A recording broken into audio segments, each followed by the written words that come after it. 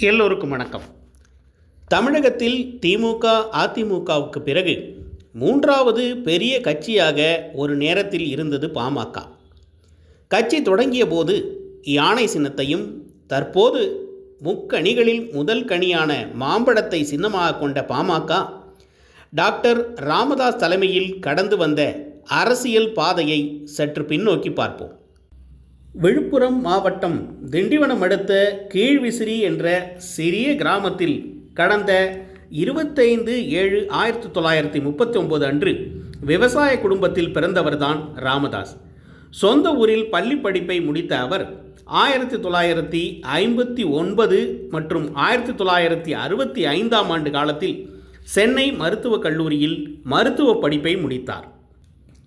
பொருளாதார ரீதியாக கஷ்டப்பட்ட அவர் உறவினர்கள் ஆசிரியர்கள் உதவியுடனேயே மருத்துவம் படித்து முடித்ததும் திண்டிவனம் அரசு மருத்துவமனையில் டாக்டர் ராமதாஸுக்கு வேலை கிடைத்தது.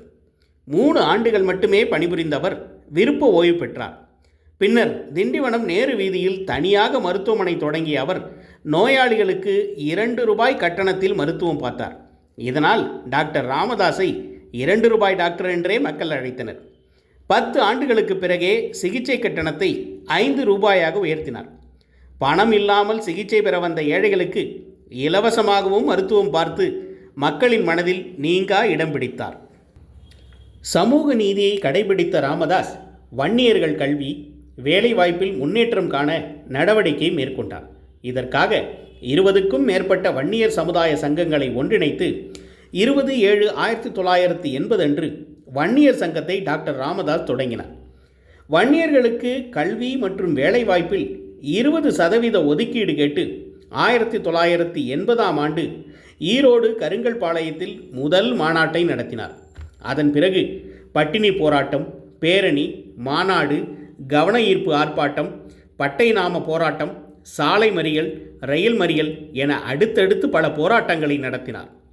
17/9/1987 அன்று முதல் இடஒதுக்கீடு கேட்டு வன்னியர் சங்கம் சார்பில் தொடர் சாலை மறியல் போராட்டம் நடந்தது. சாலைகளில் மரங்களை வெட்டி போட்டு 1 வாரம் நடந்த மறியலால் வட மாவட்டங்களில் வாகன போக்குவரத்து முற்றிலும் முடங்கியது. இதை கட்டுப்படுத்த முடியாமல் போலீசாரும் அதிகாரிகளும் திணறினர். எனவே வேறு வழியின்றி போராட்டத்தை கலைக்க துப்பாக்கி சூடு நடத்தப்பட்டது. இதில் விழுப்புரம், கடலூர் மாவட்டத்தைச் சேர்ந்த 21 பேர் மரணமடைந்தனர். அந்த போராட்டத்தின் மூலம் ஒட்டுமொத்த இந்தியாவையும் திரும்பி பார்க்க வைத்தவர்தான் டாக்டர் ராமதாஸ்.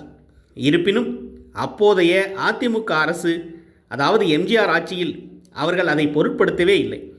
பின்னர் 1989 ஆண்டு திமுக ஆட்சி பொறுப்பேற்று முதலமைச்சரானார் கருணாநிதி.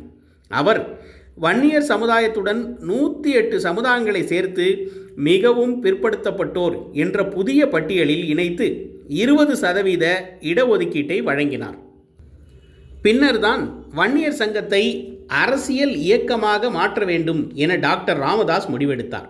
அதன்படி 16/7/1989 அன்று பாட்டாளி மக்கள் கட்சியை அவர் தொடங்கினார். பாமக தொடங்கப்பட்ட ஆண்டிலேயே வேலூர் மாவட்டத்தில் உள்ள பெரணமல்லூர் தொகுதியில் இடைத்தேர்தல் வந்தது. இந்த தேர்தலில் முதல் முறையாக பாட்டாளி மக்கள் கட்சி களம் கண்டது. அந்த தேர்தலில் பாமக வெற்றி பெறாவிட்டாலும் கூட 22,000 வாக்குகளை பெற்று பல கட்சிகளை திரும்பி பார்க்க வைத்தது. அதன் பிறகு 1989 ஆண்டு நடைபெற்ற நாடாளுமன்ற தேர்தலில் தனித்து போட்டியிட்டு 33 இடங்களிலும் பாமக தோல்வியடைந்தது. ஆனால் 15 லட்சத்துக்கும் அதிகமான வாக்குகளை பெற்று 6% வாக்கு வங்கி இருப்பதை பாமக உறுதி செய்து அனைவரது கவனத்தையும் ஈர்த்திருந்தது. அதற்கு பிறகான அனைத்து தேர்தல்களிலும் திமுக, அதிமுக, பாரதிய ஜனதா போன்ற கட்சிகளுடன் கூட்டணி சேர்ந்து சட்டமன்றம் மற்றும் நாடாளுமன்ற தேர்தல்களில் பாமக போட்டியிட்டு பல ஏற்ற இறக்கங்களை சந்தித்தது. இதற்கிடையில் டாக்டர் ராமதாஸின் மகன் அன்புமணி மருத்துவ படிப்பை முடித்துவிட்டு கிராமங்களுக்கு சென்று நோயாளிகளுக்கு சிகிச்சை அளித்தார்.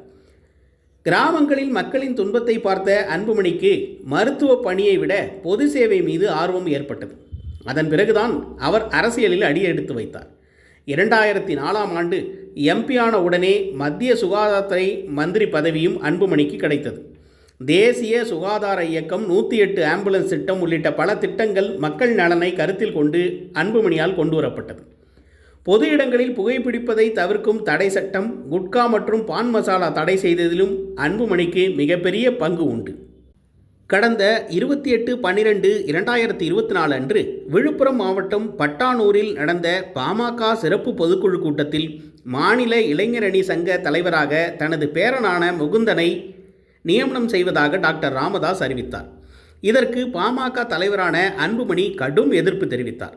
இதனால் பொதுக்குழு கூட்ட மேடையிலேயே இருவருக்கும் வார்த்தை போர் நிகழ்ந்தது. அதன் பிறகு தந்தை மகனிடையே விரிசல் ஏற்பட்டது. இதன் தாக்கம் 2026 சட்டசபை தேர்தலிலும் எதிரொலித்தது. டாக்டர் அன்புமணி அதிமுகவுடனும் டாக்டர் ராமதாஸ் சசிகலாவுடனும் கூட்டணி அமைத்து தேர்தலை சந்தித்தனர். இதில் டாக்டர் அன்புமணி தலைமையில் மாம்பழம் சின்னத்தில் 18 தொகுதிகளில் போட்டியிட்ட பாமக 4 தொகுதிகளில் வெற்றி பெற்றது. கடந்த ஓராண்டுக்கு மேலாக நிகழ்ந்ததை மறந்து தந்தையும் மகனும் கைகோர்த்தனர். இதன் தொடர்ச்சியாக தனது 88வது பிறந்த நாளை கொண்டாடிய டாக்டர் ராமதாஸ் அரசியலில் இருந்து ஓய்வு பெறுவதாக அறிவித்தார். கடந்த 1989ஆம் ஆண்டு பாமகவை தொடங்கிய டாக்டர் ராமதாஸ் தனது அரசியல் வாழ்வில் கடைசி வரை தேர்தலில் போட்டியிட மாட்டேன் என்றும், கட்சியின் பொதுச் செயலாளராக பட்டியல் இனத்தை சேர்ந்த ஒருவர்தான் வர முடியும் என்றும் கொள்கையை வகுத்தார். அந்த கொள்கையிலிருந்து கடைசி வரை டாக்டர் ராமதாஸ் மாறவே இல்லை. பாமக ஆரம்பித்து 1989, 1991 மற்றும் 1996 என முதல் 3 பொதுத் தேர்தல்களிலும் 6% வாக்குகளையும் கணிசமான வெற்றியும் பதிவு செய்து அனைவரின் கவனத்தையும் ஈர்த்தது. ஆனால் அதன் பிறகு அடுத்தடுத்து வந்த 1998, 1999, 2001, 2006 ஆகிய 4 தேர்தலிலும் பாமக நல்ல வெற்றியை பதிவு செய்து ஏற்றம் கண்டு உச்சத்துக்கு சென்றது. தேர்தலுக்கு தேர்தல் அணிமாறிய பாமக அடுத்தடுத்து வந்த தேர்தலில் தொடர்ந்து பின்னடைவையும் ஏமாற்றத்தையும் சந்தித்து வருகிறது. இனி பாமகவின் எதிர்காலம் எப்படி இருக்கும் என்று காலமும் அதன் தலைவர் அன்புமணியும் முடிவு செய்யட்டும். நன்றி, வணக்கம்.